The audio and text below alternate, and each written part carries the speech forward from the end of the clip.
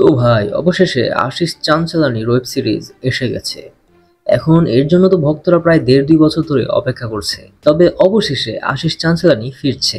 এখন এই সময়ের মধ্যে তো অক্ষয় কুমার বলিউডে 10টা সিনেমা বানিয়ে ফেলেছে। যদিও সত্যি বলতে ওই 10টার মধ্যে বক্স অফিসে মাত্র 2-3টাই চলছে। কারণ একটাই, কোয়ালিটি চেয়ে কোয়ান্টিটি না, বরং কোয়ালিটি আসল জিনিস।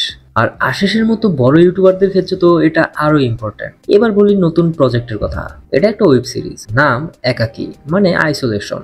ট্রেলারটা দারুণ সিনেমাটিক লাগছে। দেখে বোঝা যাচ্ছে এটা হবে একদম হরর, মিস্ট্রি আর কমেডির কম্বিনেশনের একটা গল্প। গল্পে দেখা যাবে আশিস আর তার বন্ধুরা ঘুরতে যায় তার মামার পুরনো একটা ভিলায়, যার নাম একাকী।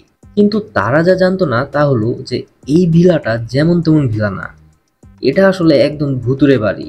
ওরা তো গিয়েছিল মজা করতে, পার্টি করতে, কিন্তু ভূত আগে থেকেই ওদের জন্য ফিল্ডিং সেট করে রেখেছিল। আসলে এই প্রজেক্টটা আগে একটা মুভি হতে যাচ্ছিল, পরে আশিস আর তার টিম ওটা ওয়েব সিরিজে কনভার্ট করে। নিজেরাই ফাইন্যান্স করেছে, নিজেরাই লিখেছে, আর ডিরেক্ট তো আশিস নিজেই করেছে। ইন্টারেস্টিং হলো যে এই পুরো গল্পটাই আশিসের নিজের লেখা। অনেকে ট্রেলারের লুক দেখে ভাবছে ভাই এটা তো একদম সিরিয়াস কিছু, কিন্তু আশিস লাইভে বলেছে এটা একদম কমেডি হরর সিরিজ। মিস্ট্রি আছে, হররও আছে, কিন্তু কমেডি আসল ফোকাস। যেটা একদম ঠিকও, কারণ আশিসের ফ্যান বেস তো কমেডিই চিনে।